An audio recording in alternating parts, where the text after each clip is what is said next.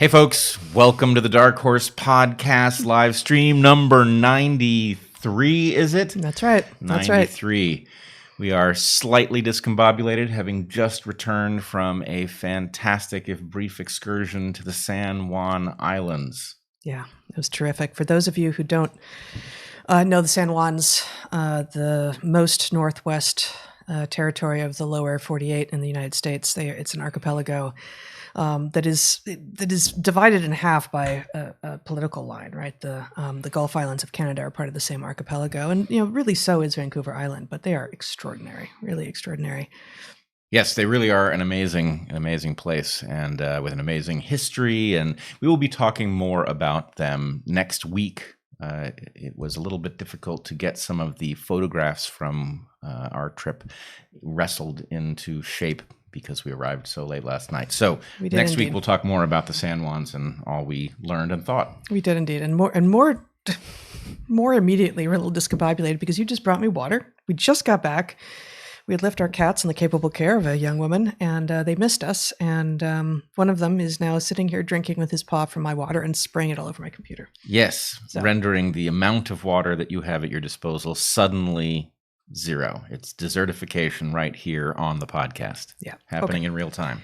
So we are going to continue our sort of march through the chapters of our forthcoming book. Today, we're going to be talking about school, which is the topic of Chapter 10 of A Hunter-Gatherer's Guide to the 21st Century, which will be out in less than a month at this point. But first, if you're watching on YouTube, consider trying it out on Odyssey. That's where the chat is if you're watching live. We have disabled the chat on YouTube only because it's very difficult for the moderators to keep track of two chats at a time. But the chat is just as good on Odyssey. You can submit questions for the Q&A that will happen after this main live stream on darkhorsesubmissions.com. And there's frequently asked questions there for any questions that you have. You can also email darkHorseModerator@gmail.com with not with your questions for us, but any logistical questions. Consider joining one or both of our Patreons. Right now, the open question period is open for. Yeah, we haven't been here for a while, have we? No. For the private Q&A on my Patreon that happens with both of us on the last Sunday of the month. So you can go there right now. We're doing a COVID-free Q&A this month at the request of some of the patrons last month. So I've taken a look at the questions that have already come in, and there's a great diversity of questions. And nothing having to do with COVID. COVID-free. We will still be maintaining every precaution against the disease. But the content of the questions will be COVID-free. Yeah, the Q&A being virtual makes it rather easy. It simplifies things greatly. It does. You can find shirts and other stuff at store.darkhorsepodcast.org, and consider joining me at naturalselections.substack.com. My post this week was about herons and Watson, which are forget fermenting Amazonian birds. And it's very, very rare for flyers to be grazers because leaves are of such low caloric quality, and flying takes so much energy. And not only are leaves of such low quality, but it takes a lot of them. It takes a lot of space in your gut to achieve fermentation. And so as it turns out, we've seen Watson in the wild in the Amazon, and they fly really badly. They're amazing birds. They're amazing birds. They smell bad, and they fly badly. And it turns out it's not because they're just kind of lazy or slothful or bad at flying because they don't put the energy in. There's not much room for the flight muscles to attach because their foreguts are taking up all this space, and so they don't have the lift that other birds of similar size would have. It's like a tropical tree chicken with a vegetarian diet. Yeah, except they're not chickens. Right. It's not even clear what they are. I dove down into that little phylogenetic rabbit hole. Who were they related to? It's not clear. It's still an open question. Turcos, maybe doves, Doves is one possibility. Doves. Yeah. I could almost see that. Mm-hmm. Yeah, but the wild makeup around the eyes is crazy on these birds. Yeah, and as you say, right over the crest. For the audio, the sound for the effect audio part in of the our audience. family for crest. Exactly. Okay. So before we get into talking about school today, we have two ads. Two ads for you. Two sponsors of the show today: Mudwater and Public Goods. All right. Mudwater is a coffee alternative with 4 adaptogenic mushrooms and Ayurvedic herbs. With 1/7 the caffeine is a cup of coffee, you get energy without the anxiety, jitters, or crash of coffee.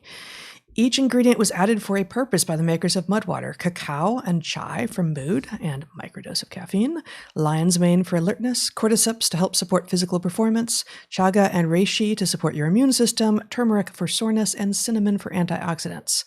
And I will say this, as I said the first time that we ran an ad for Mudwater, I enjoy my coffee, but I don't need it, and that's intentional. I've spent time places where coffee was not or might not be available, and so I intentionally reduce my dose to 0 every now and again just to make sure I don't need it, won't get headaches without it, etc. So I wasn't sure that I wanted or needed a coffee alternative, but I've been drinking it off and on for several weeks now, and I really like it. In fact, I didn't have any when we were away in the San Juans, but I had some this morning, and I really enjoy it. The chocolate, I'm a sucker for chocolate, and the masala chai blend, which includes a number of spices that anyone who enjoys masala chai will be familiar with: cinnamon, turmeric, ginger, cardamom, black pepper, nutmeg, cloves. Is really good. It's got all the things you would expect of a company like Mudwater. It's 100% USDA organic, non-GMO, gluten-free, vegan, kosher certified. Furthermore, they donate a percentage of their revenue to MAPS, the Multidisciplinary Association for Psychedelic Studies. Now, this is not a psychedelic drink, but that is whom they donate some of their revenue to. And they work with an organization called Pachama, not Pachamama, but Pachama, which they pay monthly to reforestation efforts to ensure that they have a net positive carbon footprint. So visit mudwater.com. Visit mudwater.com/darkhorse to support the show and use DarkHorse at checkout for $5 off. That's Mudwater, not spelled as you were expecting it. mudwtr.com/darkhorse. Use DarkHorse at checkout for $5 off. All right. Next up, Public Goods. Dyslexia, be gone. Public Goods can be your new one-stop shop for high-quality everyday essentials. Their ingredients are carefully sourced and affordable. Public Goods has glassware and sponges and hand soap, coconut oil, black tea, vinegar and spices, garlic almonds, and for after your garlic almonds, breath mints too. They've got niche items like bone broth concentrate and gluten-free pasta and plantain chips. Public Goods cares about health and sustainability for its customers and for the planet. They plant one tree for every order placed, and the ingredients are ethically sourced. Their products are largely free of harmful ingredients and additives. Public Goods products have great design too. The aesthetic is simple and clean and does not shout late-stage capitalism every time you look on the counter. Which is nice. It is nice. Mm-hmm. Finally, their subscription service is efficient and simple and easy to use. Public Goods members can buy all of their premium essentials in one place. It really is an everything store. For Dark Horse listeners, we have the following offer. Receive $15 off your first Public Goods order with no minimum purchase. They are so confident that you will absolutely love their products and come back again and again that they are giving you $15 to spend on your first purchase. Go to publicgoods.com/darkhorse. Use the code DARKHORSE at checkout. That's Public Goods, publicgoods.com/darkhorse to receive $15 off your first order. Excellent. And I was going to say that today's episode is brought to you by the number 93 and the letter P, and read the index from the Hunter-Gatherer's Guide to the 21st Century for the letter P, but it seems familiar to me. And although my notes do not suggest that we've done P before, I'm going to skip it for this week and perhaps bring you next week's episode with the letter P and just make sure that I haven't, in fact, used P before. Right. I don't think you have, but I can't be certain. I'd know halfway through the index, but then it would be awkward to switch gears. You know, I have a spreadsheet and all, but I think I fell down on the job a little bit, so I'm not sure enough. Okay, so we're going to talk about school today. We originally had not just a chapter on childhood, which we talked about last week, and a chapter on school in this book, but we actually had 2 school chapters. We had a chapter on school and a chapter on higher ed. And the idea in part of this book is that every single one of these chapters, including, I mean, really every single one of the sections in every one of these chapters could easily be expanded into a book of its own. And so we took even more out of the school chapter than we did out of many other parts of the book. So I would like us to use this as a way to open up the conversation about school. There's lots to say, but understand that this will not be the last time that we're talking about school, and this conversation right now will not necessarily be about the particular things going on right now in schools, although there's plenty to discuss there. You had suggested maybe beginning with some personal stories about what our experiences in school were. Yeah, I think this is actually essential for our listeners and viewers to understand where we're coming from. And there's something interesting not only in the fact that you and I had very different experiences in school, but that our relationship brought those two sets of experiences together. And, I came to understand what your perspective was, and you came to understand what my perspective was. And I think this worked out really well for our students because effectively each of us had the vicarious experience of the other. And therefore, there was a larger range of students that made intuitive sense to us at the point we ended up in front of the classroom. Before you spell it out, I guess I would add to that. I think it's easy for good students, people who just have an easy time in school, to imagine that those who don't are either not capable or they're slacking and they're lazy. And it's easy, I think, for people who are not doing well in school, but know that they have capacity, to imagine of the good students that they are brown noses and uninteresting and uncreative. And that while there are, I'm sure, people in those categories, in each case, there are slackers and there are brown noses and there are uncreative people who do well in school, and for sure, and there are lazy people who don't. But that is hardly the complete solution set. No, it's hardly the complete solution set. And in fact, I obviously you and I know that we are both exceptional for the categories that we would have been slotted into. And that begins to tell you something about what school is and what it might be if we did it right. Mm-hmm. So let me just say, from my perspective, school failed for me in the second grade. I remember it happening. And of course, I have an adult's viewpoint retrospectively looking back on that period. But I remember that effectively I was in a public school. The teacher had too many students, and my inability to do the work that was being presented just simply created a predicament, which is, does the teacher invest very heavily in figuring out what's going on with that student, very probably fail, and thereby neglect the rest of the students who are in a position to do the work? Or does the teacher effectively throw up their hands and say, well, let me teach the people who are in a position to follow the directions that they're given? So why did it fail for me? It failed because of something that very frequently gets described as dyslexia. And I must say, I'm not really a believer in the category. And it's not that I find anything troubling about the idea of being defective in some way. I have defects. I'm colorblind in a way that clearly blocks my ability to see color normally. It doesn't bother me that I am. I find it interesting. I wouldn't change it if I could press a button and not be colorblind anymore. But the dyslexia thing never rang true because it doesn't make sense that dyslexia would be a maladaptation. And the reason is that writing and reading are so new that what does it even mean to say that you're defective with respect to your ability to do these things that have only been around for less than 8,000 years and for which most people had no experience until, the last several hundred years. So if it is true that there is some inability for some of us to do these things, I might also not be good at Grand Theft Auto, right? Are we going to create a disorder and say, oh, he's Grand Theft Auto defective? Or is the idea, hey, maybe Grand Theft Auto isn't an essential part of being human?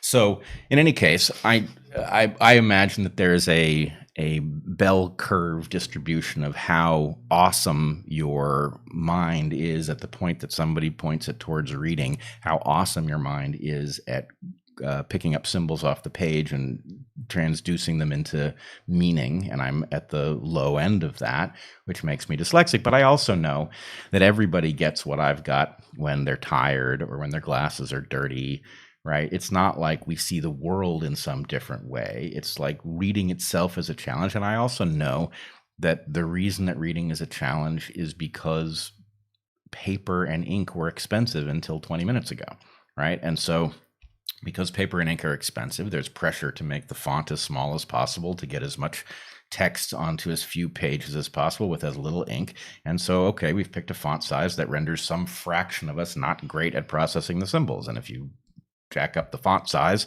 it gets a lot easier. So again, this is all suggesting some sort of technological novelty got in the road for schooling, but nonetheless, it did something for me, which was, I think, totally essential to becoming who I am, right? It broke the link between school and me. School gave up on me. I gave up on it. At the time, I thought that was the end of my intellectual life, which hurt because my family was an intellectual family. And I assumed, well, I guess I'll have to do something else, right? And then it turned out that wasn't the case, because I had smart people around me. I had a grandfather who took kids very, very seriously, and he mentored me, even though he didn't see any, reason to give up on me. And so all of that worked out pretty well. And what it meant was that I was sort of in school because that's what one did, but it wasn't an effective place, nor was it where I got my validation. And it left me, well, in a funny spot. I was on Russell Brand's program. I think it's just out today. Mm-hmm. And he and I had a good long conversation about what I call the cosmic joke. And the cosmic joke is something you can tell 1,000 different ways. And some of the ways that the cosmic joke gets told, you're the butt of that joke. And the idea that I really detest school, and I have since very, very early on, and yet didn't manage to escape it until you and I were more or less unceremoniously hurled out of our professorships in 2017. I had been in school from the point I was 5 years old to your late 40s. Right, to my late 40s. So that's a hell of a thing to happen to you if you really dislike school. On the other hand, I did get, because Evergreen was such a strange place, I did get the opportunity to reinvent school in a way that it would have worked for me, and it worked for a lot of people who weren't good at school, which was an incredibly fun, rewarding, fascinating experience. And so that's more or less it. School didn't work. Something else did. I think I only got through school because every fifth or sixth teacher saw something in me and was willing to bend or break rules for me, right? Had those people not been there at the right moment, I probably just would have gone the other way, and who knows what I would have ended up doing.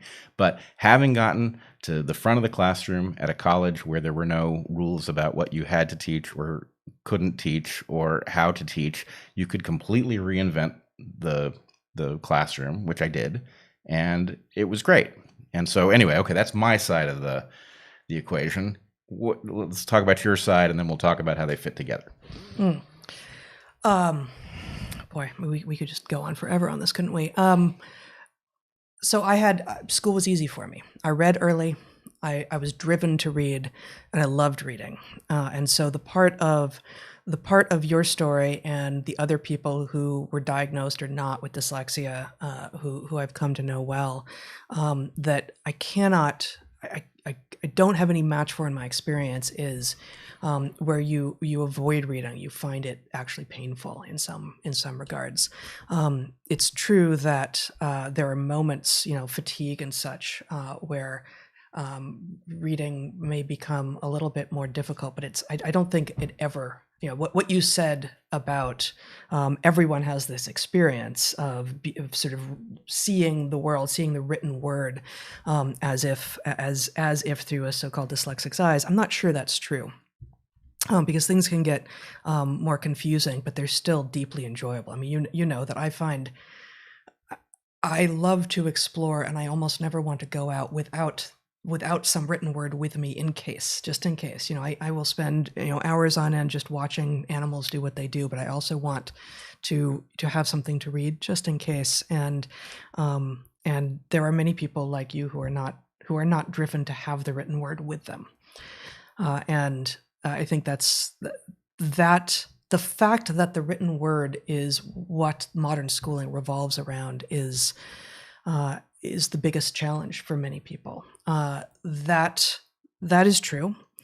I also had parents who were good at school and who were willing, when I brought things home that didn't make sense, to say, yeah, that's not the way to do it. And so specifically remembering my dad, I was not just very much a reader and a writer, but very mathy. And my dad had actually taught math at the graduate level before he became a computer scientist. And he thought the way that math was being taught in the 70s in elementary school, in the 80s in middle and high school, was insane.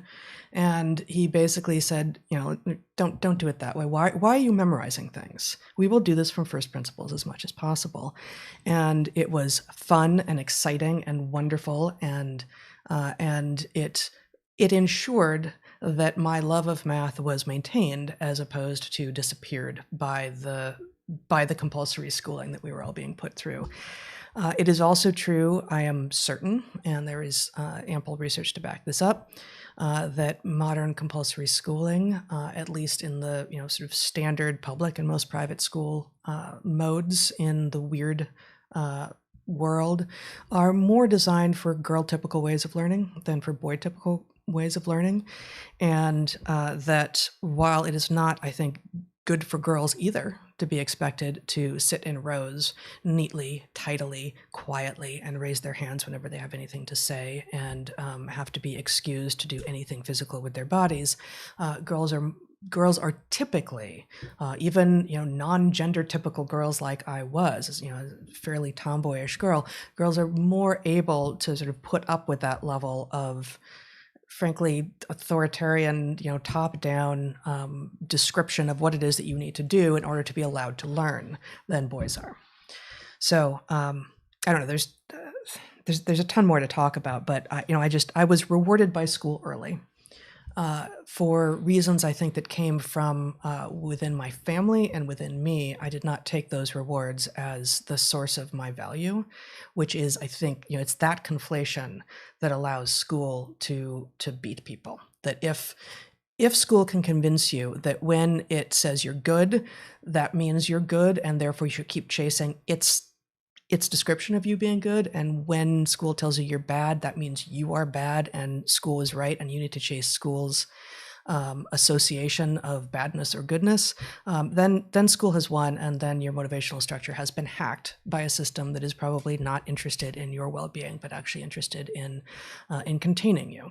Yeah, at best, it's being efficient at some massive expense to you, and at worst, it's actually grooving you for a role that is in the interest of the system more than it is in your interest. And so if we can talk about what it was like, to fall in love with each other and encounter this very different kind of creature. I, of course, had been dealing with great students my whole life.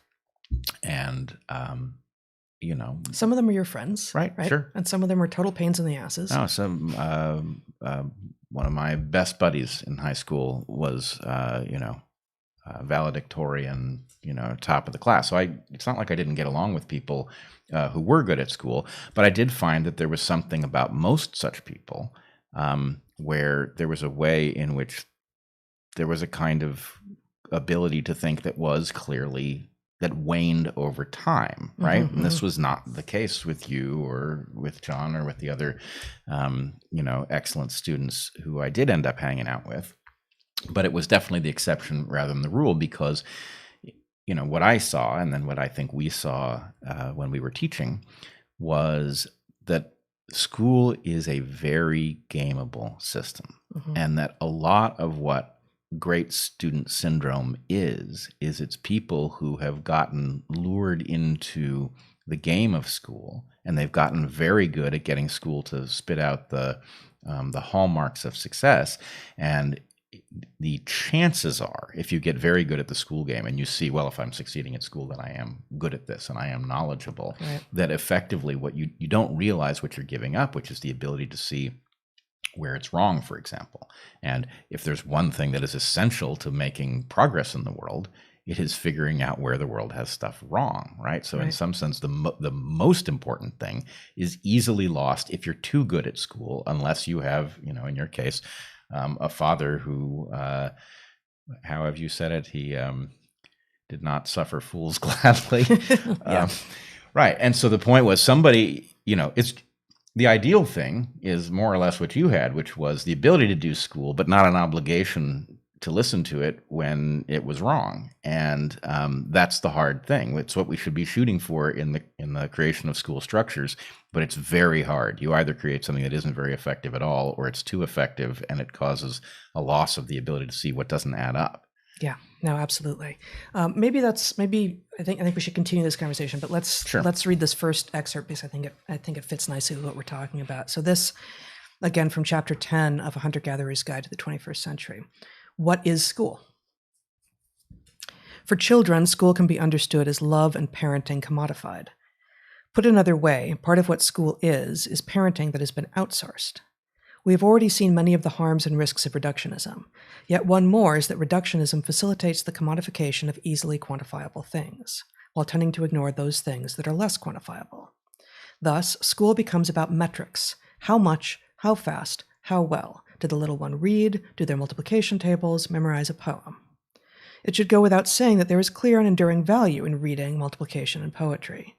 A focus on speed and quantity is an error, however. What myriad things are not being learned in school because they succumb less easily to reductionist assessments? School is based on an economic efficiency while being unimaginative about what could be accomplished. The economics, not to mention the perverse incentives behind compulsory schooling, of school tend to fill children's heads with knowledge without showing them a path to wisdom. Perhaps school should serve the purpose of helping young people grapple with the question, who am I and what am I going to do about it? That, incidentally, the footnote there is to Derek Jensen's excellent book on education. Another way of phrasing this might be, what's the biggest and most important problem I can solve with my gifts and skills? Or how do I find my consciousness, my truest self? Done well, then, school can provide a great platform for formalizing and delivering rites of passage. Rather than focusing on any version of these questions, though, modern schooling, especially the compulsory sort widespread across the weird world, is more apt to teach quiescence and conformity. What if we took, as one of the goals of school, teaching children how to understand and hack their own incentive structures? Knock them off the low adaptive peaks that they are surely on. I'm not good at math, languages, or sports. Or conversely, I'm so good at math, languages, sports that other things fail to grab my attention. What if we knocked them off those low adaptive peaks into valleys that are uncomfortable, but from where there are many possible peaks to climb? Or perhaps school should reveal to children that fringe positions should be explored and considered, not thrown out immediately on the basis that they are unpopular. Betting against the fringe is an easy bet, usually a safe one, and when done in a tone of paternalistic indulgence, say, or authoritarian disdain, it usually shuts down dissent. While most fringe ideas are in fact wrong, it is exactly from the fringe that progress is made. This is where the paradigm shifts happen. This is where innovation and creativity occur, and yes, most of it is wrong or useless, but the most important ideas on which we now base our understanding of the world and our society came from the fringe. The sun is the center of the solar system. Species adapt their environments over time. Humans can create technology that allows us to communicate across time and space, to fly, to create and explore virtual worlds. These were all impossible ideas, laughable at the time. Those who quickly join in laughing at all fringe ideas now would have been laughing at all of those ideas in their time. School should be fun, but it should not be gameable. A child shouldn't be able to win at school, although many do and many more lose at it. Social rules and mores are learned at school, but at its base, school should be about discovering truth, both universal and local. School is, for better and for worse, a stand-in for parents, for kin group, for those with whom the child has shared fate. School should not, therefore, teach through fear. Risk and challenge help children learn. As with parenting, this requires early tight bonding, during which a secure base is established, which provides children the confidence to go out adventuring fairly early, because they know that someone has their back no matter what. School that operates by fear will teach the opposite lesson. Fear is an easy mechanism of control, and so it should not be surprising that teachers use fear to control students of all ages. As corporal punishment in the classroom fell out of favor in many but not all places, psychological and emotional control replaced it. It leaves fewer marks. Children are threatened with poor grades, poor test scores, and having their parents informed that they have behaved badly, which most children will hear as, "You're a bad person." The rise of metrics within a system, which are often overly simple, wrong-headed, and only pseudo-quantitative, tends to accompany a decay in social trust. How can good teachers, stuck in a system of escalating metrics imposed from the outside, counteract the prevailing cultural forces? One approach, which will be more effective with older children and young adults, is for teachers to explicitly hand away their own authority by telling students not to trust them just because they are the figure in the front of the room. When a teacher then does earn the respect and the trust of her students, such that she becomes a legitimate authority figure, one with authority that was earned rather than assumed, her authority will better serve both the students and their education. Using fear to keep children seated in neat and tidy rows, to keep their eyes forward and their mouths closed, to keep them from moving their bodies at all but for a few scheduled moments in each day, this will help create adults who are unable to regulate their own bodies and senses, unable to trust in their own ability to make decisions, and likely to demand similarly controlled environments in their adult lives, trigger warnings, safe spaces, and the like. For young school children, one solution would be having a garden at school and spending time in it in all sorts of weather. Frequent field trips to natural areas and spending time actually outside rather than in the climate-controlled protection of the nature center will help too. Will it always be comfortable? No. Will some children be ill-prepared for rain or wind or sun? Yes. Will they learn from small early mistakes to start taking responsibility for their own bodies and fates and so get better at navigating the world? Yes. Yes, they will. Humans are anti-fragile. Exposure to discomfort and uncertainty, physical, emotional, and intellectual, is necessary. Preparing students to understand risk encourages them to expand their worldviews and embrace experiences that lead to maturity. This does, however, come at a cost. Sorry, I lost it. Understanding risk cannot completely protect individuals from danger. In short, risk is risky. Tragedies will happen, and that's no minor thing. For those of us who have been lucky to avoid it, it's nearly impossible to imagine how a person continues on if their child has died, or if they have been involved in someone else's child dying. Tragedies that happen because someone introduced risk into a school trip are easy to point to. The story is often easy to tell and compelling to hear. By contrast, population-level tragedies, those that happen because whole swaths of the population have difficulty navigating risk and so avoid it at all costs, this is also a tragedy and much further reaching. Modern school tends to protect against individual tragedies while facilitating the larger societal ones. Arrange all little boys and girls neatly in rows, assign them seats, and tell them never to speak unless they are called on first, because that will make it easier to keep track of them. At the same time, at home, teach the little boys and girls that they are each the center of the entire universe, and that they may and in fact should interrupt adults at any moment for any reason. Teach the children that temper tantrums are acceptable by caving to them whenever they erupt, and also tell the children that they are the most precious and infallible beings in existence, and as such, any criticism is a crime against their core selves. We should not be surprised when children raised this way can make no sense of the confused and confusing messages coming at them from home and from school. Nor should it surprise us when they gravitate to the systems that are most gameable. Mom doesn't like it when I scream or whine, but if I persist at it, she gives in as a way to make me stop? Noted. Teacher leaves me alone if I occasionally contribute a comment in class and earn good grades, even though I'm learning nothing by regurgitating from a textbook? Got it. Congratulations, society, you've successfully produced self-satisfied whiners who are accustomed to getting what they want, who are good at school but not at thinking, and who are in fact neither smart nor wise. So something I have said, we'll do another short excerpt soon, but something I have said about having taught at Evergreen for 15 years is that it made me less of a misanthrope. That I had little hope for most of humanity, having gone through, having been an excellent student and a student who also loved school, not someone who was just regurgitating, but I really loved school and I learned from school and I had a series of just extraordinary teachers. But by and large, I felt that non-human animals were much more enjoyable to spend time with and to learn from. And in part because so much of conversation seemed to me to be about small talk and regurgitating truisms that weren't actually true, or that if you dug a little bit, you just didn't get very far with people. And then, to my surprise, as much as anyone's, I ended up taking this job that then we both were at, which was an academic job that focused so much on teaching and so much less on research, that this was really where we put a lot of our creative and analytical focus for some number of years is figuring out how to be excellent educators and communicators and people who were engaging sort of the whole human. And hell, if I didn't come to love humanity a lot more, because the Evergreen students were not the elites. Right. There were certainly in every classroom students who had been excellent students, people who had been excellent students, people who came from some privilege in terms of the upper middle class or even upper class resource base they'd come from. But more students always were students who were eligible for Pell Grants, students who were first in their families to go to college, non-traditional age, veterans, students who'd been homeschooled and unschooled and, gone to Sudbury and Montessori and Waldorf and, all of these alternatives, and, just throw them all in together in a classroom where now we can do whatever we want to actually educate.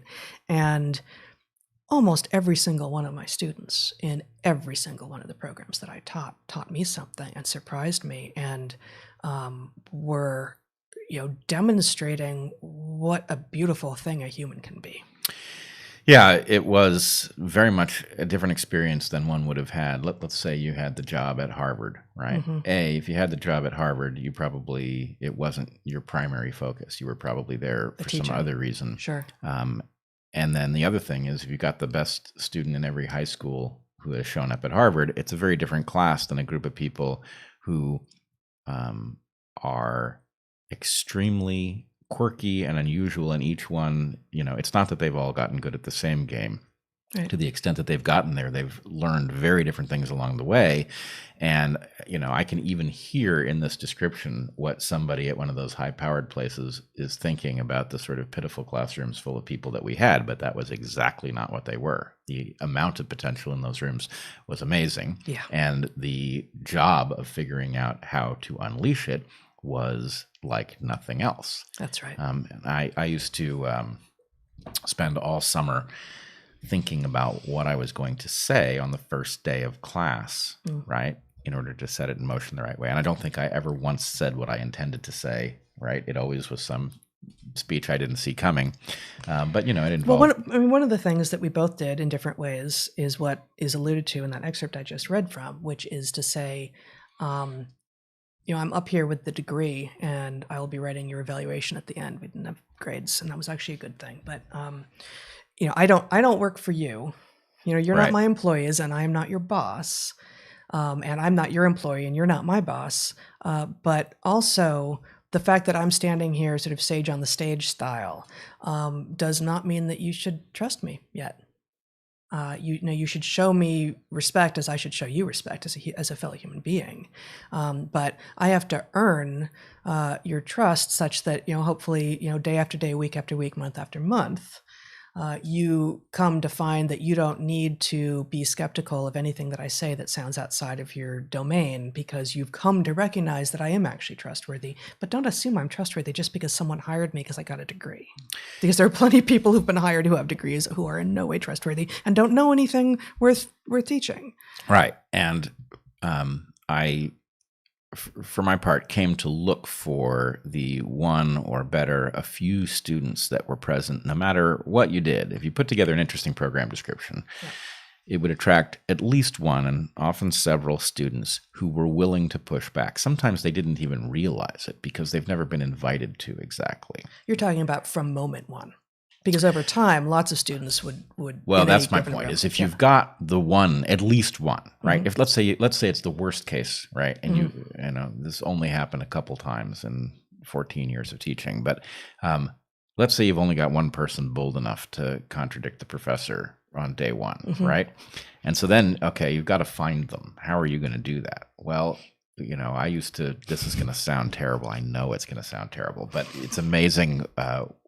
It's amazing that you don't destroy the respect in the room if you do things with a certain glint in your eye and that sort of thing. But to the extent that nobody is ready to do that because they don't know that you're really serious and that you do actually want them to push back, you have to say things that are sufficiently outlandish as if you mean them, so that somebody cannot stand it any longer and has to challenge you, right? And that, to the extent that you have students that already know, if they're repeat students, or if they've been your students and I'd come in and guest lectured and they knew that this was the game, then they'd be ready to go right away. But if they didn't know, you have to say something that causes them to say, God damn it, that can't be right. And even if it's going to cost me my evaluation in this class, I'm going to challenge, right? And then the person does it. And they get rewarded for doing it, right? Because of course there's some place that you can go from whatever it is that you've gotten them into, and it becomes clear that it's fun, right? And then others want in on that game too. And so the question is really, how do you create the lesson that says this isn't like another classroom where you're going to be punished for revealing what I don't know? This is a classroom where you will have succeeded at the point you get to the thing that I can't answer the question. And then we'll talk about how it might in principle be answered, right? Please let us all reveal the holes in each other's understanding. Right. Yeah. And so, one of the things that was somewhere in a lot of those first day speeches was there's no such thing as a biologist. Right? Why is there no such thing as a biologist? Because biology. Some of the things you said, I still wonder what the hell you meant by them. Well, this one's perfectly clear, right? To the extent that biology is a dozen different fields, and that we're talking about, an incredible diversity of organisms, and that we don't understand even how the simplest cell functions completely. There's lots of things we can say about things that go on in that cell, but we can't explain how the cell works, right? So the point is, you cannot, it's not like,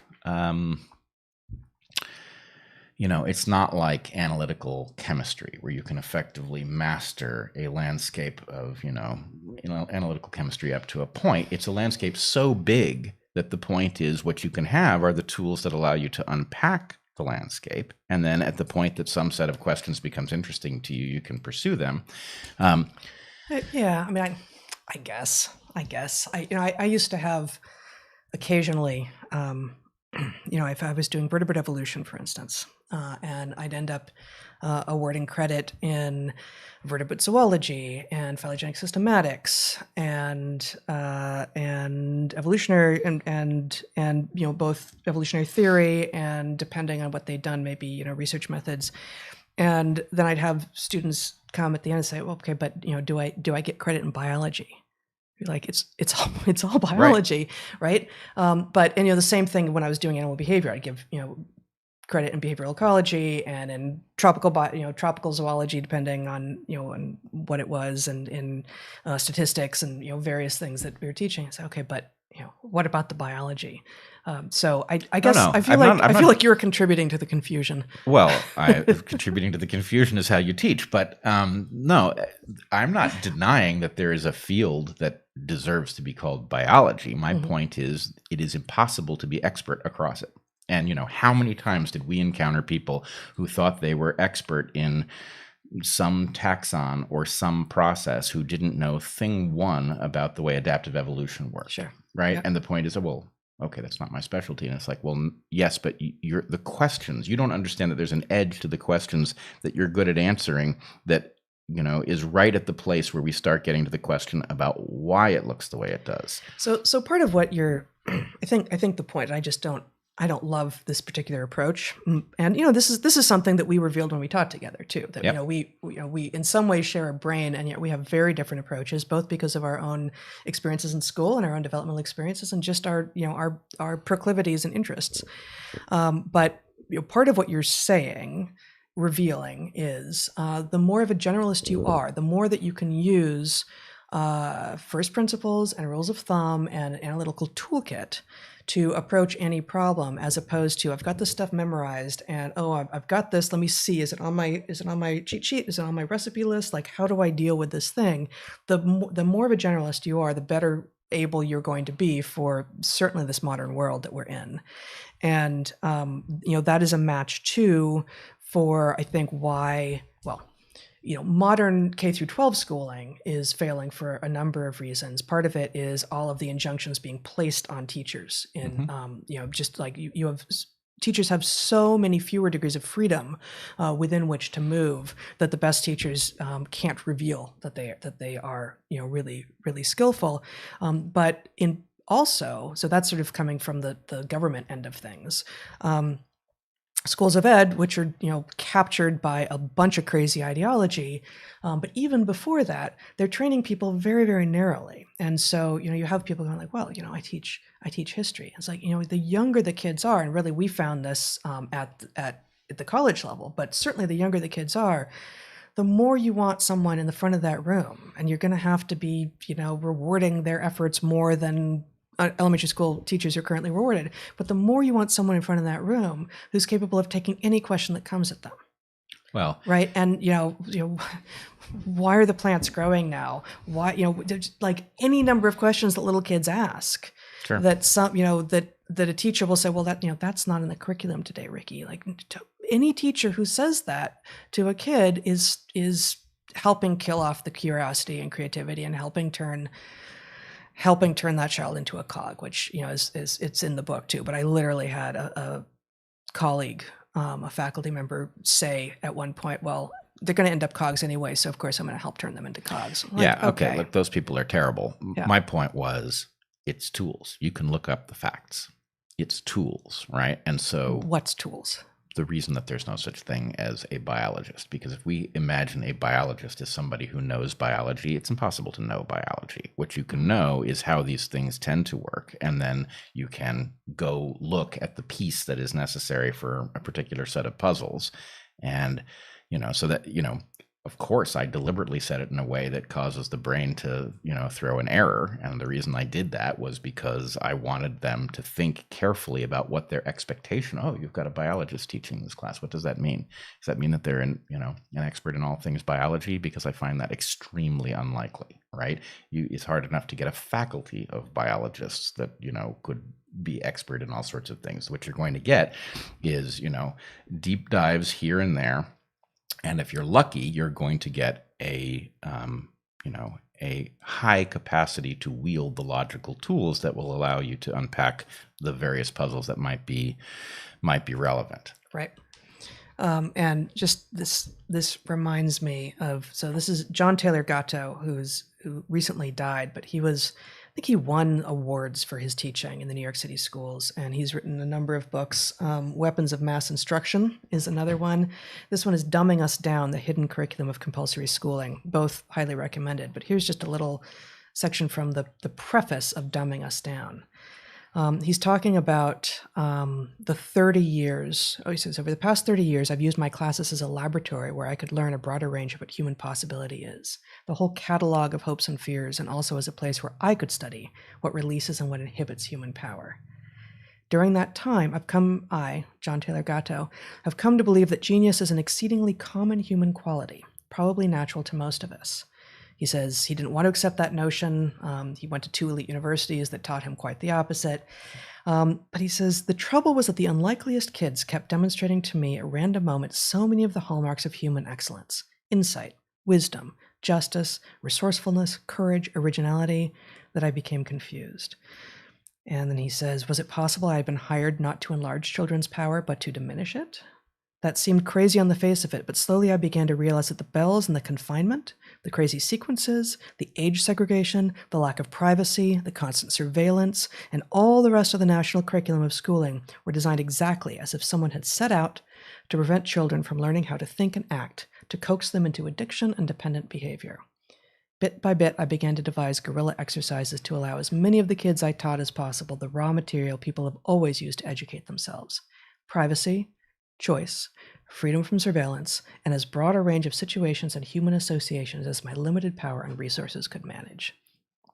So some of the incoherence and the fracturing and the just constant barragement of untrue things masquerading as true things in not just school, but the media today, especially in the last year and a half, but also maybe especially in the last 5 years and 10 years, and it goes on and on, follows from the lack of privacy, the constant surveillance, the segregation by what developmental stage you're at, that we are inculcating in our schools. Yeah, and I think the tricky part, and I don't always know with Gatto. I mean, I think he nails the phenomenon perfectly, right? He diagnoses exactly the catastrophe that school is, and then I figured out it was because because it gave me the freedom to do so by cutting me loose. The question is, why is it like that, right? And I think the problem is that there are a lot of pieces to that puzzle. There definitely is an influence of employers that want compliant employees. They don't want them too clever because employees that are too clever are a problem. But it's not as if... He walks through sort of the deep history of compulsory schooling coming out of Germany and then the U.S. at the turn of the last century with, the era of the robber barons and such, and Taylorism. But what I'm saying is there are components of this. Mm-hmm. There are also ways that those components actually work, right? Mm-hmm. It's, what are the confusions of a person who finds themselves at the head of a corporation and doesn't necessarily know what they want is employees that have been cognitively hobbled so they're not too independent minded, right? That person doesn't sound like that inside their own mind, right?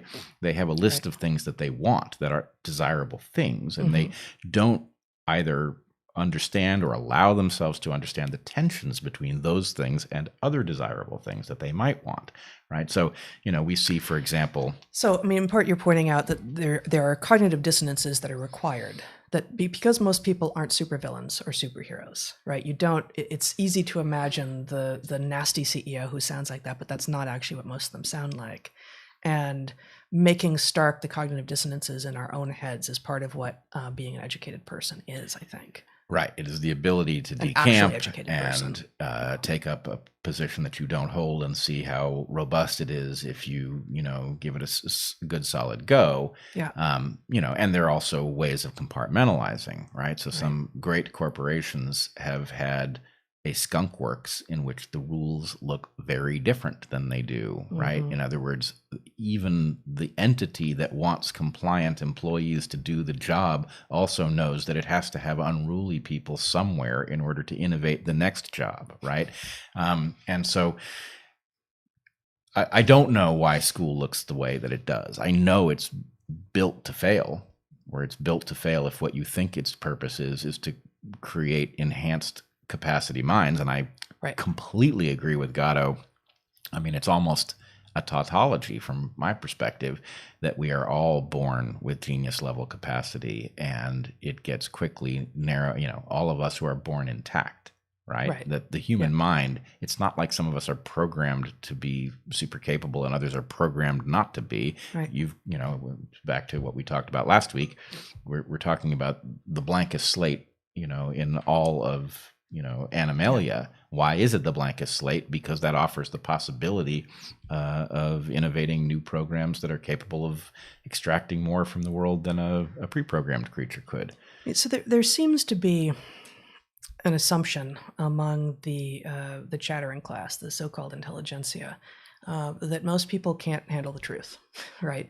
Basically, and that therefore it needs to be dumbed down. It needs to be obscured in order to deliver the message to get people to do what we've all agreed behind the scenes we need to do.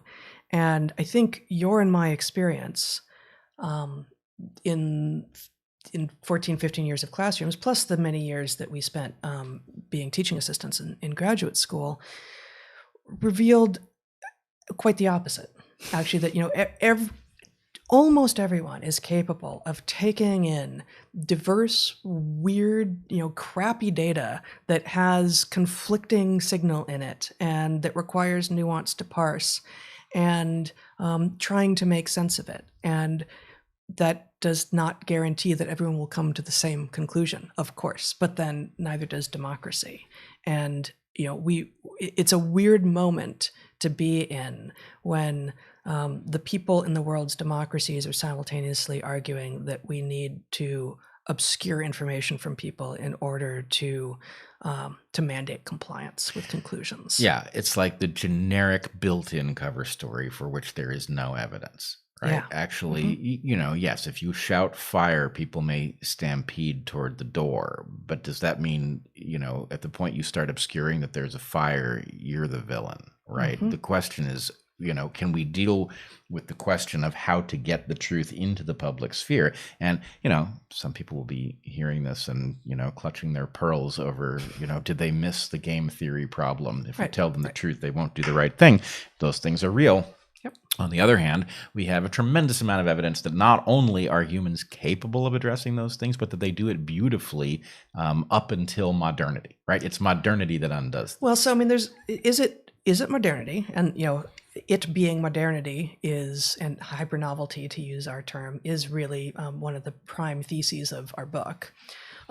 But as part of modernity, is it also possibly a problem of scale, such that those things that have worked in the past? So it's not so. The thesis in the book is largely it's not. We are best suited to change. The human niche is niche switching, and we deal with change so well and so fast. But the rate of change has become something that even we cannot keep up with. So that is that's one of the main theses of the book. But can we do so even if the rate of change were to slow a little bit with these numbers? Well, with the numbers that we have. Unfortunately, there's obviously a question, right? There's obviously, I don't know that Dunbar's number is actually a number, but there is a limit above which you can't keep track of the details of some number of individuals' lives, and that creates problems. So there are scale-dependent issues, to be sure. The point is we also have systems in which we can say, look, this is a problem we can't deal with above this scale. That's why we need a system that does the job, right? And these things evolve naturally, right? Catholicism doesn't make any sense if you try to understand it at the level of kin selection, which is part of why evolutionary biologists don't deal well with questions of large religious beliefs and structures. Yep. The point is, evolution was dealing with this problem. Now we have new problems that are modular systems that do work well at unprecedented scales create, right? So, for example, if you are a fisherman and your being a fisherman is something that you picked up from your parent and you will pass to your children, it's the family job. Your interest in the fishery being healthy is built in. You intuit it. And as the fishery begins to fail, it causes you to worry, as it should. Whereas if you are part of a corporation that is extracting fish from the sea, but it is also extracting lumber from the land, and it is, doing 17 other things, and what's more, the members of the board of the corporation are also members of the boards of other corporations. And so the point is, well, this is all like, skin cells that can be sloughed. And as long as we have some new thing to do, it doesn't matter that we destroyed our last opportunity. And if we didn't, somebody else would have. So we might as well. The point is, you've just created a tragedy of the commons where individuals who had a coherent way of being that continued from one generation to the next would have avoided it, right? For It's reasons. a tragedy of the aggregate commons. It's a tragedy of the new mechanism by which the commons will supposedly be managed, but it couldn't possibly be, right? So it's like you will hear people challenge the idea of the tragedy of the commons based on the fact that Eleanor Ostrom proved it wasn't true, but they don't really understand that both things are true. The tragedy of the commons is real. Eleanor Ostrom's discovery of the mechanisms whereby people avoid tragedies of the commons are real. And then this novel thing. The tragedy of the commons isn't your inherent fate, but it could be. It is simultaneously inescapable and easily solved. And that's the problem, right? It's inescapable if you structure things a certain way, and it's easily solved if you structure them a different way. And the question is, well, which have you done? Are you magically hoping that it's going to solve itself, because it won't? Or do you have a coherent structure that exists because it succeeded in preventing tragedies of the commons from unfolding? So anyway, none of this is all that hard, right? You just have to know what to focus on, and you can't have... Oh, no, it's a bit hard, and it requires keeping a number of things in your head at the same time. And I do think that, again, it's become all too easy for me, and frankly, it became very easy for me in grad school, and just got worse for the many years that we were professors, to point my finger squarely at the people who are supposedly our peers and say, "This is actually on you. Like, this is not on the many people who you claim to be caring about and educating, because I hear what you sound like when you leave the room and how you talk about the students and how you talk about the people who don't go to college. And, frankly, it's unacceptable.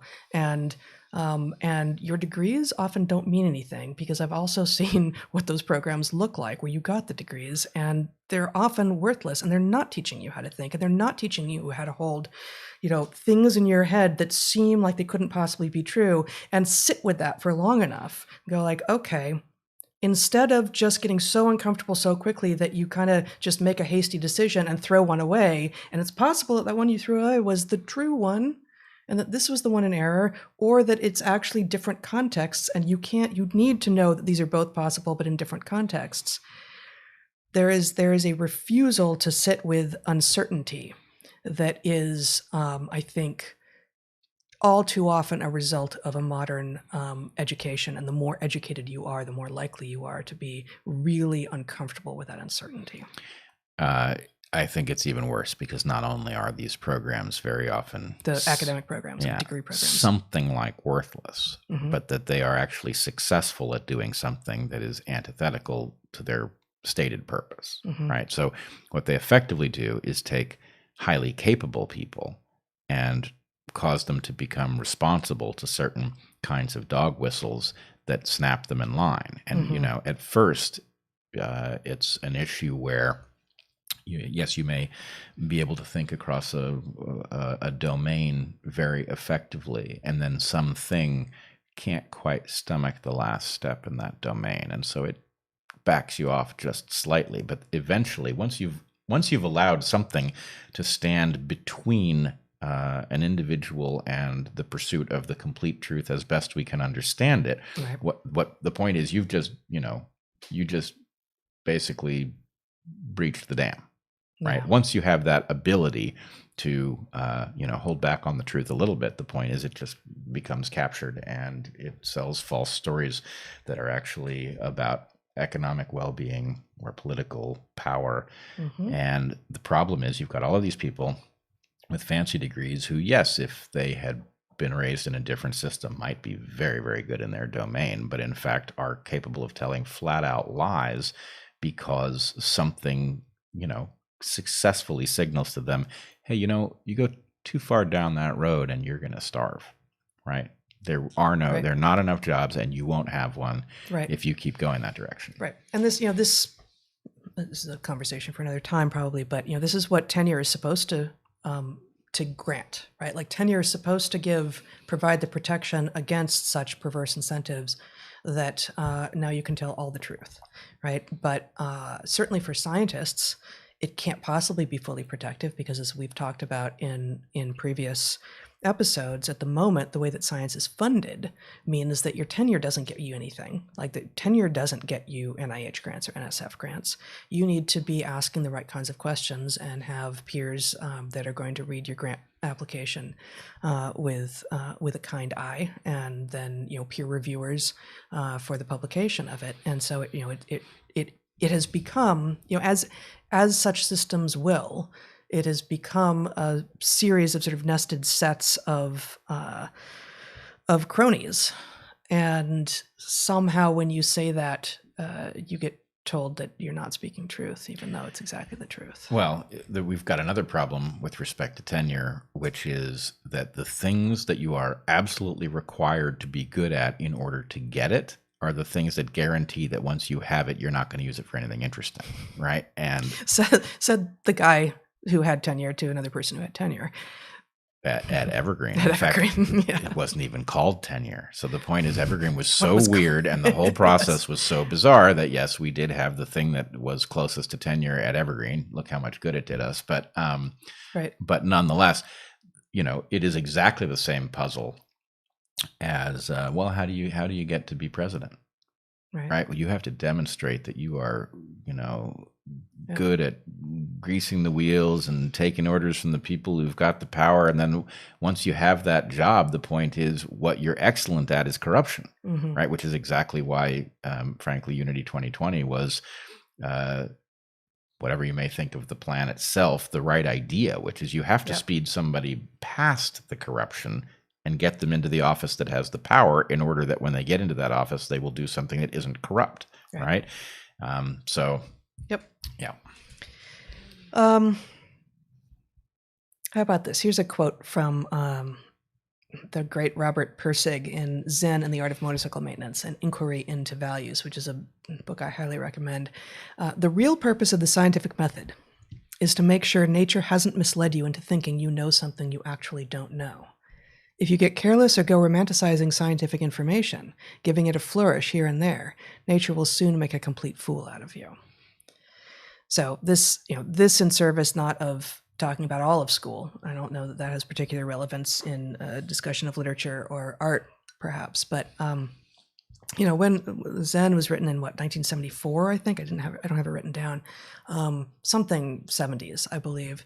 And here he says, if you get careless or go romanticizing scientific information, giving it a flourish here or there, that sounds like #FollowtheScience. Yeah, to me, right? This is exactly he's seeing it a long time ago, and there are others. There are certainly other important scientific papers from that era and the 60s as well, saying, wait a minute, I see some fields beginning to go off the rails and being less analytical, less creative, more canalized, and even that discussion is becoming harder and harder to have now. Well, the problem is what we were talking about earlier, where there's a sort of sense that certain things are true in a way that we can actually skip the methodological part. And because they're true and it's really important that people get them, then, the point is it's time for, honorable PR on behalf of these true things. And I 100% agree. And, we have said many times different versions of the single value of the scientific method is that it tells you where what you think is correct isn't, right? The whole point of the thing is to force you into the place where you can see what is true in spite of what you expected. If it was all intuitive and we could all just say, well, we know X, Y, and Z, you wouldn't need this method. And so what we are now living in is an era in which people think that the landscape of those things that you can just intuit, this thing is good and that thing is bad, and here's the solution to our problem, right? And the point is, well, that stuff, it's not like we've got to, everybody here went to college. We don't need to run through all of those things to figure out whether they're right. Let's just get the message to the masses.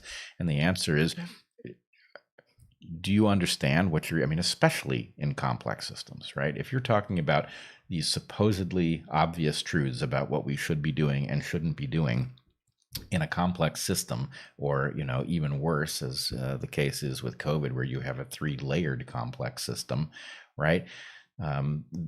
No, you need to think very carefully about whether or not something in that set of layers reverses one of the signs on something and makes the conclusion something completely counterintuitive. It's not clear to me what the 3 layers are you're talking about. You've got the immune system, a complex system in and of itself, embedded in a creature, a complex system embedded in a society with a pandemic, right? That's 3 complex systems layered on top of each other. And the idea of, well, we all know what the solutions to these things are, and let's deploy it as quick as possible. It's like, you do not know what game you are playing. You do not know how intricate the interrelationships are in each of those layers, and then how little we know about the relationships between the layers. And so anyway, we get sold a bill of goods, but the basic point is, look, if you want science done right, you have to insulate it completely from those forces that think they know the truth and are just trying to get it out there, right? Yeah. Because what that ends up being is just an invitation to market forces. It's an invitation to corruption, to the co-opting of the scientific voice, right? And that's really what it is. It's a voice, an authoritative voice that isn't about science, that is being used to get people to think in a particular way.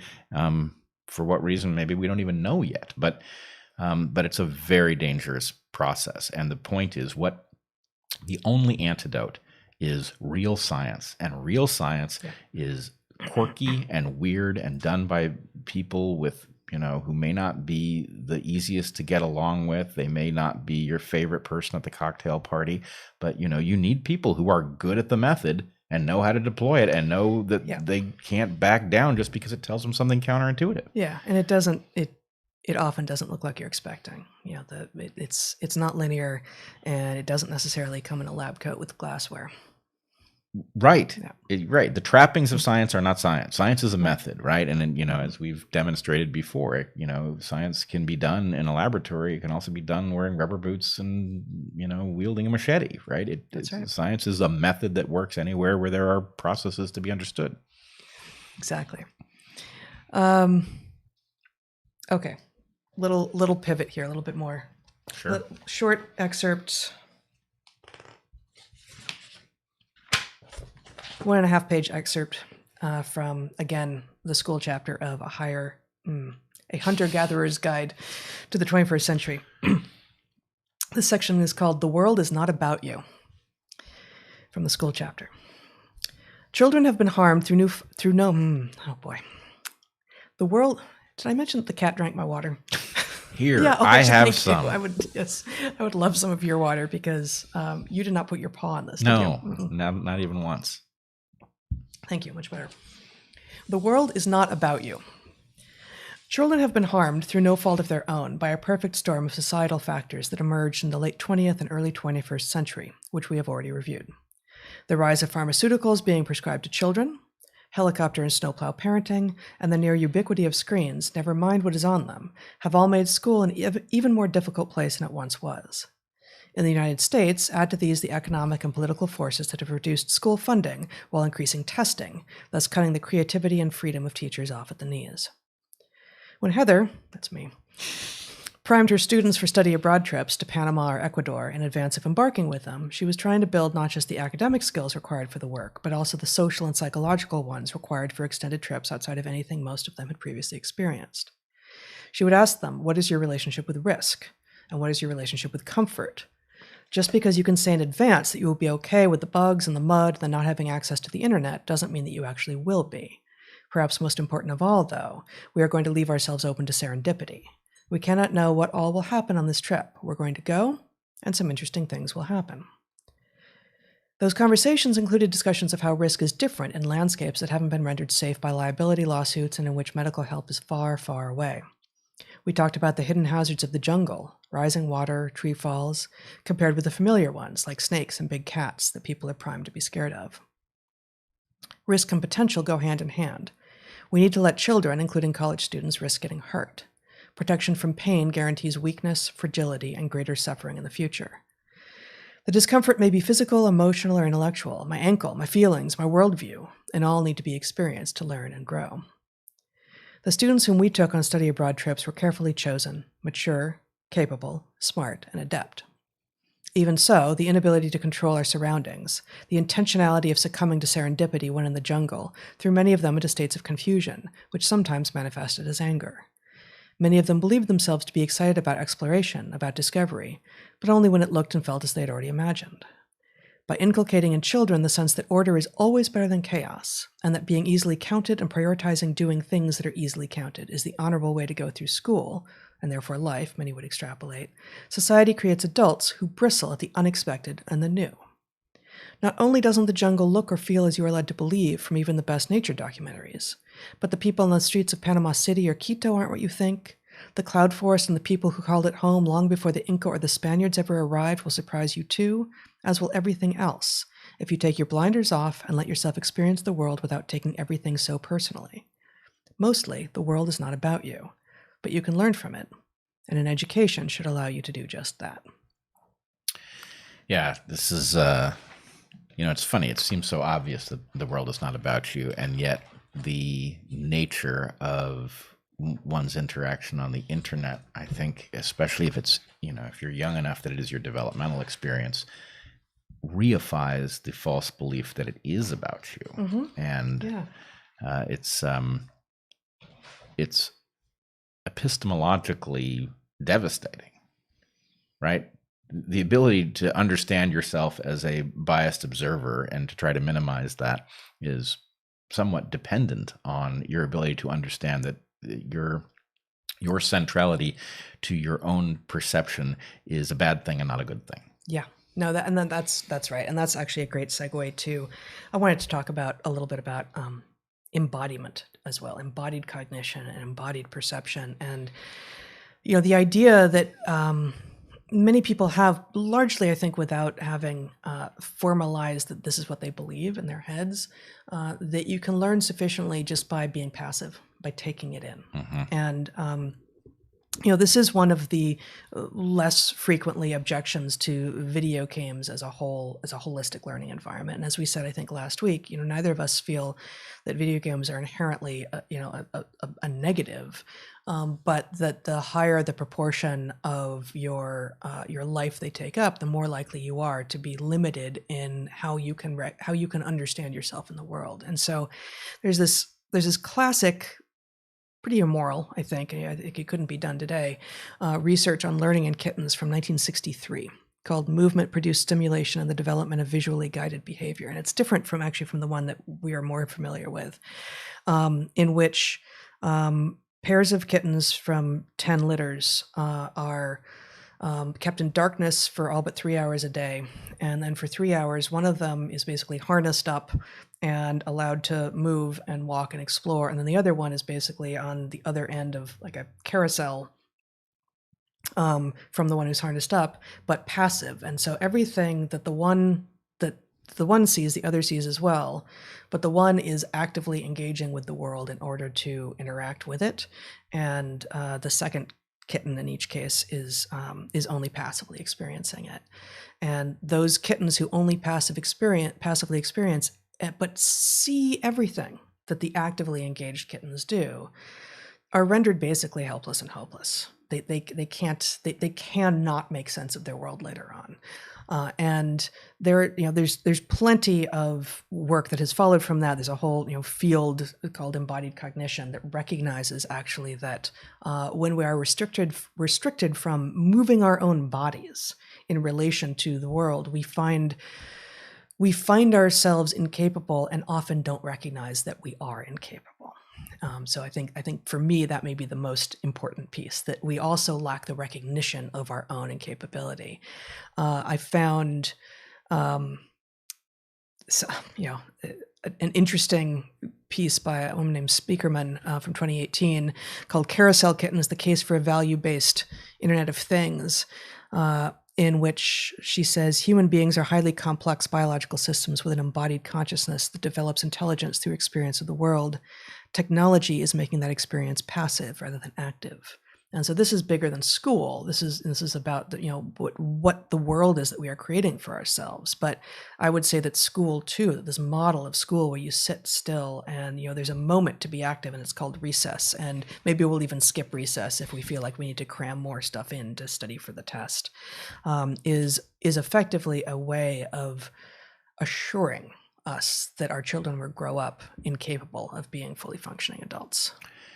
I have tried to encapsulate this in the distinction between knowing how something is done and knowing how to do it, which sounds like they're synonyms, but they are not, right? In other words, you can know a lot about how you could be an avid fan of pole vaulting.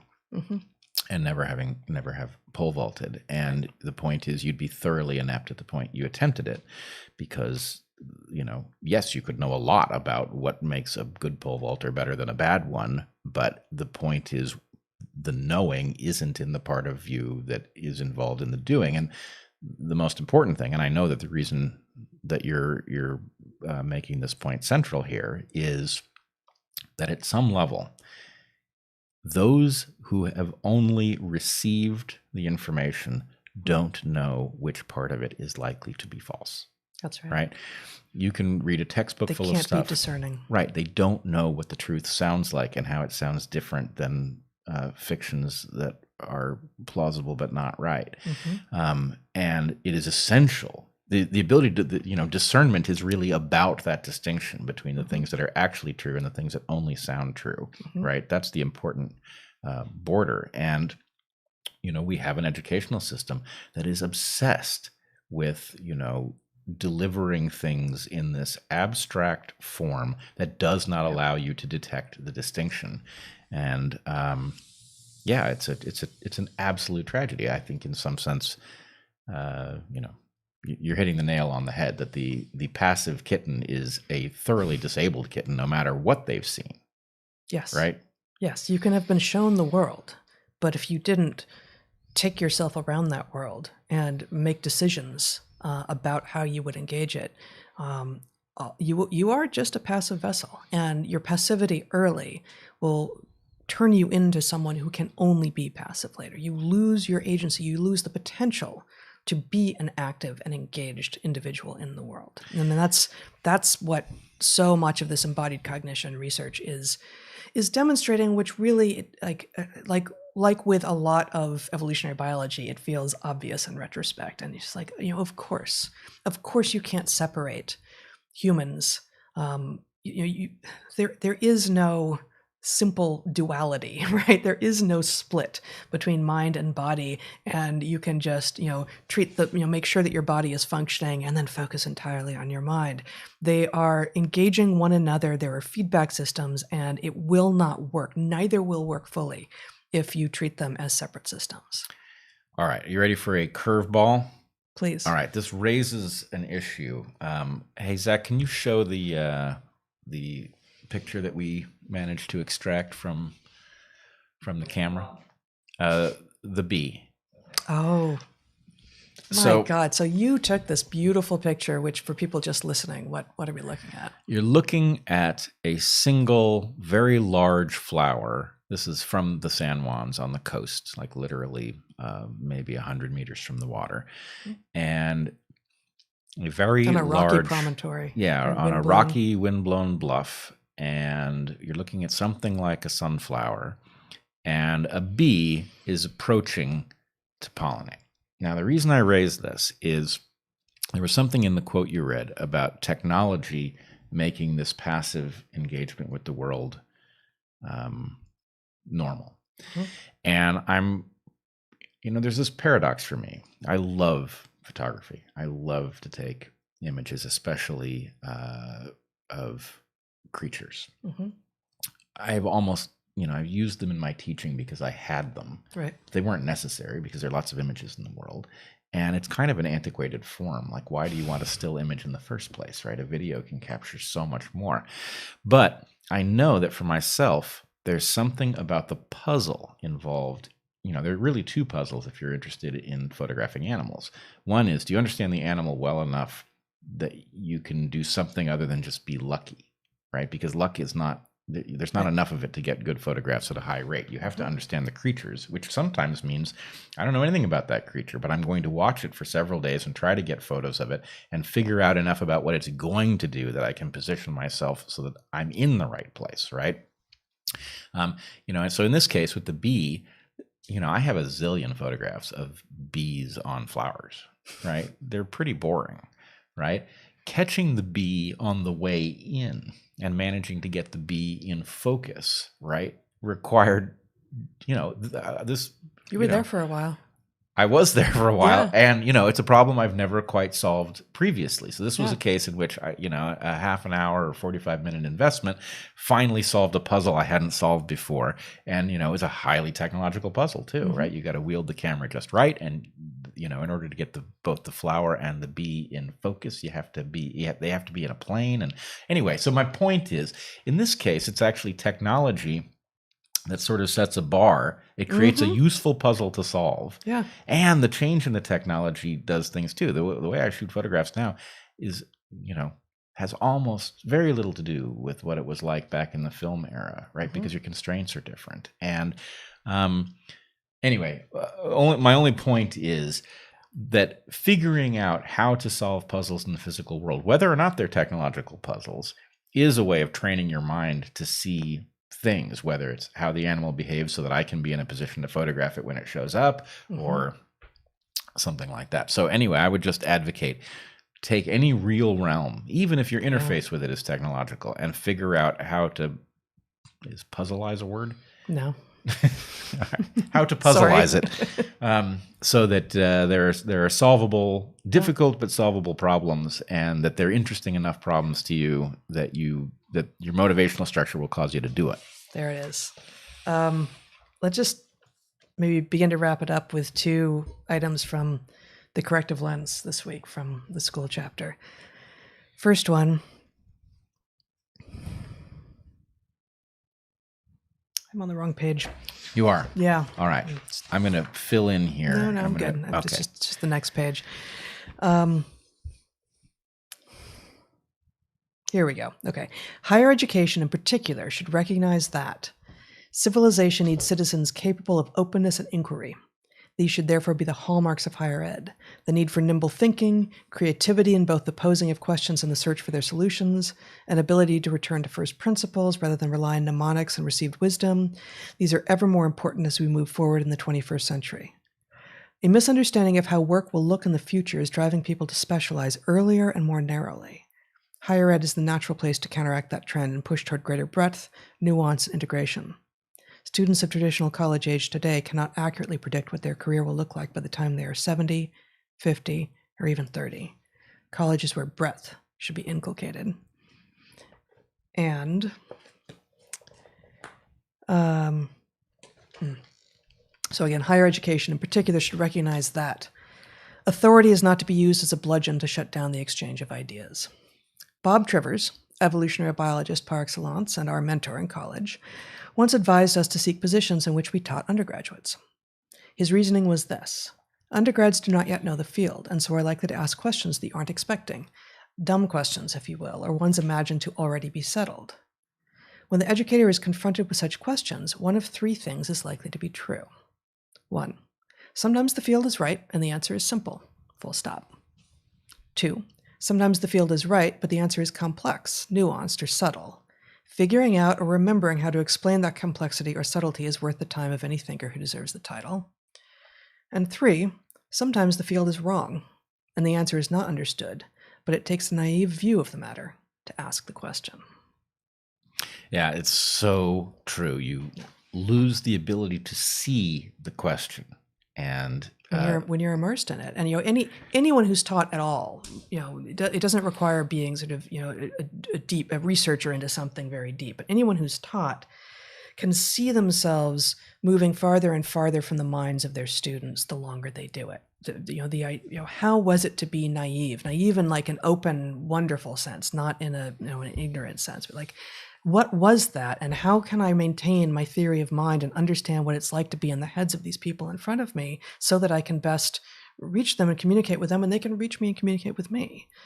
Right. And the ungrooved mind asks questions aplenty that aren't so useful, but it's very much the question of the fringe, right? Mm-hmm. The fringe is mostly wrong, but within that sea of wrongness, there are the hints of the next frontier. And the ungrooved mind doesn't know which of their questions are the good ones necessarily. But the point is, you're ungrooved. I've never heard this. Well, if you become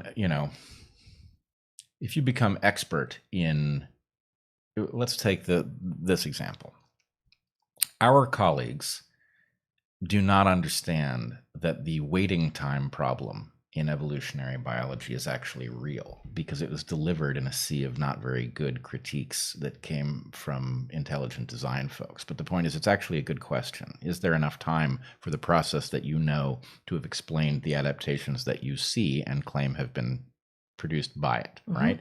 And if the answer is no, it doesn't necessarily imply what the people who ask the question think it implies. It implies maybe you're looking for another layer of process, mm-hmm. right?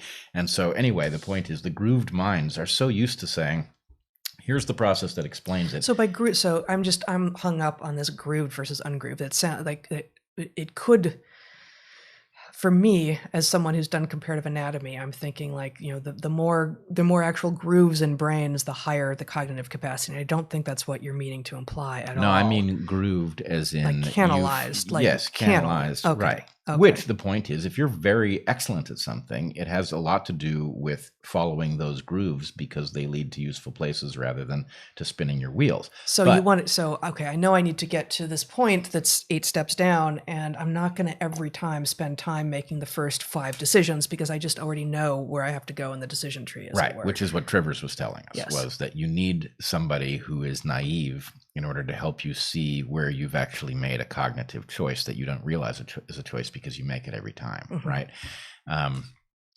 Similarly, I would just add that there's a parallel experience to the one I described at first, where somebody in the class is willing to push back because they just can't stand to hear you say something that isn't right. And then once they do it and it turns out that they get praise for it rather than get scolded, other people want in on the game, and suddenly you've got a whole class full of people pushing back on you and each other, and it's very vibrant. There's this other thing. The flip side is so it requires a teacher, a professor, who knows that what they think they know might not be true and is willing to say in front of the class, yeah, that's probably right. Actually, I had that wrong. Or, I don't think so. And then come back the next day, the next week, whatever it is, and say, yep, you were right. I was wrong. Right. Or you can do it intentionally. And so the point is you can drop something in. Right. You can do it intentionally, but you would not. No one would do that if they weren't comfortable doing what I just said. Because yeah. We've known too many of these people who are like, well, I can't go there because then they're going to start pushing back over on what is my domain, and I can't take pushback in my domain. Yeah, we know. And that's unfortunately a big part of the problem. And it's not that there aren't plenty of people who are capable out there, but if they fear being revealed as incapable of some part of what they claim is central to their depth, that will basically, the entire thing will turn out to have been a Potemkin University or something. Yes, they rig their whole teaching lives around not being exposed for their own limits. And, yes, that's a terrible teacher. An insecure teacher is a hazard to your ability to think. But anyway, the thing I wanted to point out was there's the encouraging the student to push back because all of the rewards come from them actually spotting things that don't yet add up and figuring out what's in those gaps and all of that. And then there's the detection that a student is being socially motivated, which is bad, right? Now, most teachers use social motivation to get students to accomplish stuff, even good teachers, right? But the problem is there's a limit to that. To the extent that somebody is very plugged into what the social authority is telling them to do, it depends on it being a good authority. Otherwise, it's just a mechanism to be manipulated into nonsense. And so the other thing I would do, which you saw me do many times, was when I detected that somebody was trying to tell me what they thought I wanted to hear in order to get a pat on the head, right? I would lead them down a logical chain, right, to some place that was dead wrong. And then I would basically cut off the limb behind them so that they would get the experience of like, oh, yeah, trying to tell this person what they want to hear is actually not the road somewhere. It's actually the road to not knowing where you are and being a little bit embarrassed. But then, you've got this great lesson, which is, okay, if I just led you 6 steps down something to something we all know is false, and you agreed with every step along the way, where was your error? It's crazy to me how much you enjoy this. Well, that's the thing is, you will agree, I was not hated by my students. So it wasn't like it didn't work for absolutely everyone, but it was pretty clear right away that those relatively few people for whom this wouldn't work. And no, not quite the opposite. And that's not that what I just said has nothing to do with anything on their end, just that I did a lot of things that you never did, and you did a number of things in the classroom that I never did. And some of those things that you did, I would watch and go, I see that is effective and that no one else is doing it. And I just could not bear to do what he is doing. I couldn't. All right. So here's one for you. Couple of weeks ago, I got a communication from a former student, Mm-hmm. somebody who had actually given me a lot of trouble, right? And was not. When you were in professional relationship with one another, when you were This his or is her somebody. professor. This is somebody who did not quite get what the style of teaching was about. It was the rare, exceptional person, highly intelligent, but didn't dig it and said so. And anyway, I mean, that was actually that happened sometimes. It was interesting, right? yeah. Anyway, she contacted me and she said, by the way, first of all, she asked if I remembered who she was. Of course, I remember who she was. We were thorns in each other's sides. Right, exactly.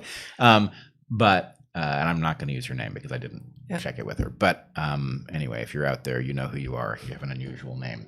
And she said, I just wanted to tell you that I don't think I was ready for those lessons, but I now get what you were up to, and I really appreciate what you were doing. So anyway, even in the cases where it didn't necessarily work, I think there's the ability to see what its point is. And I mean, this too, this is one of the things that that I don't actually see a way around this, but that modern education is limited in that the assessment happens too soon, right? That the assessment both by faculty of students and by students of faculty happens when you're still just in the thick of it. And, maybe your professor managed to game it such that your last week was an incredible amount of fun and you feel like you learned a lot. And so you're going to write this glowing evaluation, and maybe they weren't thinking about it. And so their evaluations are more variable, even though they actually, a year on, 5 years, 10 years, 20 years on, you realize, oh, that's the person I learned from.